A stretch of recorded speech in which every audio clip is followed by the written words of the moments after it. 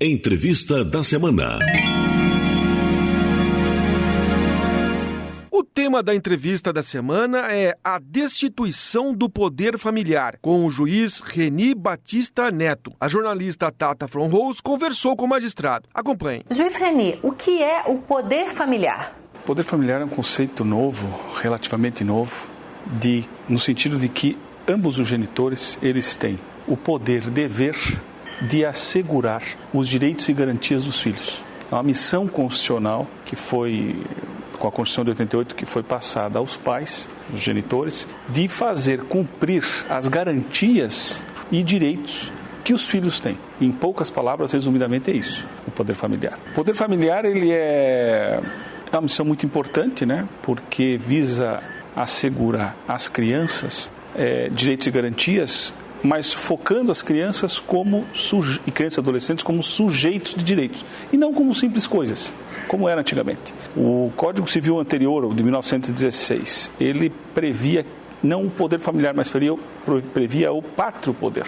E esse pátrio poder ficava tão somente na mão do pai. A mãe não tinha uma missão de cuidar, né, de ter essa responsabilidade, esse dever. E com a evolução da sociedade, com a evolução legislativa também, passou-se a verificar que esse modelo de sociedade paternalista está ultrapassado e que deveria-se então de evoluir para o poder familiar nesse modelo de cogestão entre os genitores, nessa situação, retirando um pouco o adultocentrismo que havia no modelo legal anterior, passando então a reconhecer as crianças e os adolescentes como pessoas que necessitam de proteção integral.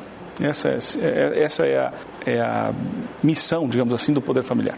E o que significa a destituição desse poder? Como é que isso acontece? A destituição do poder familiar ocorre em situações extremas, delicadas, graves, em que esses direitos e garantias das crianças e adolescentes estão sendo vulnerados, não atendidos pelos genitores. E assim, nessa situação grave de vulneração aos interesses das crianças e dos adolescentes, o Estado se vê autorizado a ingressar nessa família para solucionar esse problema que as crianças e adolescentes estão passando. E para que haja a destituição ou a perda do poder familiar, esse problema tem que ser gravíssimo, a ponto do Estado romper definitivamente o vínculo familiar e afetivo existente entre os genitores e a criança ou adolescente. Então, destituição do poder familiar nada mais é do que um instrumento jurídico que o Estado brasileiro outorgou em favor das crianças e adolescentes de romper esse vínculo familiar por conta de problemas gravíssimos no atendimento das políticas e das necessidades das crianças. E rompe-se, então, essa ligação deles com os pais. E a situação aqui em Santa Catarina? São muitos os casos de destituição? Infelizmente, não é tão incomum. Nas varas de infância e juventude ou naquelas em que a competência é acumulada entre infância, juventude e família, isso é comum ocorrer. Inclusive hoje, nós tivemos uma palestra aqui no fórum que nós estamos hoje, o desembargador César Medeiros passou um número, se não me engano, de 40 mil crianças abrigadas, e aqui em Santa Catarina, por média, 2.100. Isso são dados que foram calculados, né? Pode ser que tenha um número muito maior. Isso já dá uma perspectiva, já nos possibilita ver que o caso não é tão incomum assim como a gente pensa, né? É comum acontecer, infelizmente. Infelizmente, pelo lado de que sempre se preza pela boa convivência familiar, mas pelo lado das crianças, se pensar positivamente, felizmente, no sentido de que vai se tentar oportunizar para ela uma vida melhor. Quais são as consequências para as crianças e para os pais com essa destituição? A destituição do poder familiar, me parece, isso é uma visão muito subjetiva, que é a medida mais drástica que se pode adotar na justiça. Você romper um vínculo familiar paterno. Você tirar uma criança de uma família é muito sensível, é muito forte, né? E gera danos psicológicos para a família, para a criança, para todo mundo. Então é muito sensível. Me parece que é uma das matérias mais sensíveis e mais fortes, digamos assim, de você lidar. É o rompimento do vínculo familiar. Os pais, de certa forma, deixam de ser pais da criança. Inclusive, para você ter uma ideia, risca-se da certidão de nascimento das crianças o nome dos pais. O corte de vínculos é enorme. Perde-se, destitui-se do poder familiar, possibilitando que tirar o sobrenome, inclusive, isso é quando há casos de adoção, né? Porque a criança normalmente é encaminhada para adoção. Se já houver pretendentes para adoção, essa criança é adotada. Agora, se não houver pretendentes de adoção para ela destitui-se o poder familiar e essa criança é abrigada. Ela vai para um abrigo ou para alguma outra entidade acolhedora. Às vezes, alguns municípios ou estados possuem outros programas, né?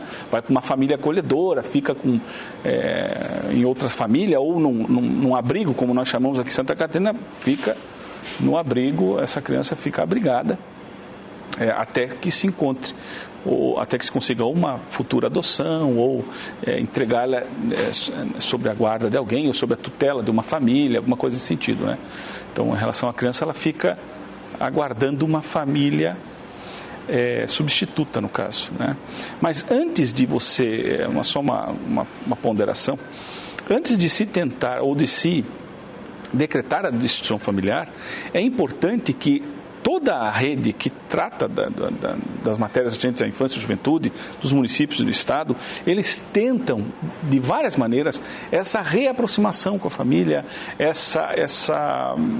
vamos dizer assim, essa arrumação de casa, no sentido de tentar arrumar a família para receber esse jovem, essa criança, para que os vínculos sejam mantidos. Então, não é uma coisa que acontece tão rapidamente, é uma coisa abrupta, não, há todo um processo judicial, né? Os legitimados que vão entrar com o processo, tem que ser observado contraditório, ampla defesa, nós temos que ouvir não só os jovens como os pais também, nós temos que ouvir as entidades interdisciplinares que cuidam do caso, psicólogos, assistentes sociais, às vezes o conselho tutelar, ou as entidades, o CREAS, o CRAS, todo mundo que deu atendimento, todo mundo tem que ser ouvido, nós temos que recolher todo esse material para ver se realmente é o caso.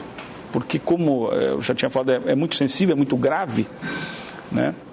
Para ver se realmente é o caso de se destituir, né, o poder familiar. É uma coisa não é tão simples, não é tão complexo, profundo, né? E tem que se fazer uma análise aprofundada da situação, né? Por isso a necessidade de ouvir os vários segmentos que cuidam dessa matéria familiar, para somente depois, então, se tomar uma decisão com relação a isso. E qual é a diferença entre a destituição e a suspensão desse poder? A suspensão do poder familiar, basicamente a diferença é que a suspensão é determinada em casos menos graves, em que a vulneração dos direitos e garantias das crianças não são tão violentos, assim, essa vulneração não é tão grave. E há ainda uma possibilidade de se fortalecer esse vínculo familiar e afetivo, de restaurar esses vínculos com a família, de modo que então se suspende temporariamente o poder familiar dos genitores em relação à criança e trabalha-se com a família também, para que a família seja reestruturada, restaurada, no sentido de poder receber este jovem, essa criança, esse jovem novamente, para assim conviver com harmonia, né? E possibilitar que a criança então fique residindo com a família. Porque é interessante dizer que há uma situação assim, que é um valor também constitucional e que deve ser observado, que é o direito, não só das crianças e dos adolescentes, mas dos pais, de conviver com as crianças. Há um direito que é assegurado, há uma primazia de que a criança e o adolescente permaneça residindo com a própria família. Por isso que a destituição do poder familiar só deve ocorrer em casos gravíssimos, em que não seja mais possível ou que não tenha mais como manter essa criança e adolescente no seio familiar. É só nesses casos que se legitima o Estado a ingressar dessa forma na economia da família, digamos assim, né? Na maneira com que rege a família. De modo que preza-se então pela convivência das crianças e adolescentes no seio familiar, e só quando isso não é possível é então que o Estado se vê legitimado a modificar essa situação. Este processo é irreversível? A destituição do poder familiar, em tese, é irreversível. Há correntes doutrinárias que estão defendendo a possibilidade de revogação. E essa possibilidade de revogação se justifica até em determinados casos. Por quê? Como, respondendo à pergunta anterior, a criança ou adolescente destituída dos pais e não encontrando a possibilidade de adoção, ela é conduzida aos abrigos. E só pode permanecer nos abrigos até 18 anos. E aí se pensa, bom, se não se trabalhar com esse jovem até completar 18 anos, para que consiga uma posição social, para que consiga uma colocação profissional, ele irremediavelmente vai voltar para a família, que é o lugar onde ele tem um local para ficar, porque ele chegou aos 18 anos, ele é botado para fora do abrigo, ele vai voltar para a família. Aí o dano me parece que é maior para o jovem, porque ele vai voltar para a família, mas ele foi destituído. Como é que fica essa situação? De forma que estão advogando já a possibilidade de revogação dessa destituição, justamente nesses casos em que se vê que agora que o jovem atingiu a maioridade, ele pode voltar para o seio familiar. E como o Estado chega até a família? As informações chegam ao Ministério Público, ou o Conselho Tutelar já vem trazendo ou a própria assistente social, ou um procedimento criminal, né, pode chegar ao conhecimento do juiz o problema e formulando, o Ministério Público normalmente formula o processo, né, mas também outros interessados juridicamente podem entrar com o processo. Né, um padrasto pode pedir a destituição familiar do enteado porque o pai biológico nunca deu razão e ele quer adotar a criança. Então são várias as formas de chegar ou de se transformar em um processo nessa situação. E como o Poder Judiciário pode auxiliar nesse processo? Olha, o Poder Judiciário tem efetuado, no meu modesto modo de ver, um excelente trabalho nessa matéria. Os juízes, os integrantes do Poder Judiciário, e eu não quero só me fixar na pessoa do juiz, mas eu quero também falar das assistentes sociais forenses, das psicólogas forenses, né? E de toda a equipe, os oficiais da infância e juventude, exercem um trabalho muito mais do que simplesmente o juiz só fazer a sentença, ou a audiência, o oficial cumprir o mandado e o assistente social fazer estudo social. Você trabalha, além disso, você cumpre outras obrigações no sentido de tentar efetivamente auxiliar esta família, este jovem, esse adolescente. Então é muito além do processo, da atuação no processo. Você tem que atuar fora do processo no sentido de tentar angariar meios. E aí não se tem um modelo que se encaixe em todos os processos, em todos os problemas, tem que se tentar os meios que se tem à mão para auxiliar esse jovem, essa criança e essa família o máximo possível para se manter o vínculo. Então o que o judiciário faz muita coisa. Não fica só no fórum aguardando ou só recebendo o problema de mãos com os braços cruzados e não, falando a minha função é essa, não, ele vai muito além. Me parece que é uma das matérias, uma das competências que o judiciário tem, que possibilita que seja feito um trabalho para além do processo em si. É um trabalho muito, muito gratificante. E vai criar um grave prejuízo, um prejuízo maior até para a criança muitas vezes. Então tem que ser um processo célere e que tente restabelecer o vínculo da família, mas ao mesmo tempo também não pode deixar passar muito tempo, porque senão vai prejudicar a criança. E há uma situação, se tratando de poder de destituição familiar, que o problema qual é o ponto de equilíbrio desse processo, desses casos? Até que ponto o Estado pode entrar e dizer assim, família está fazendo errado?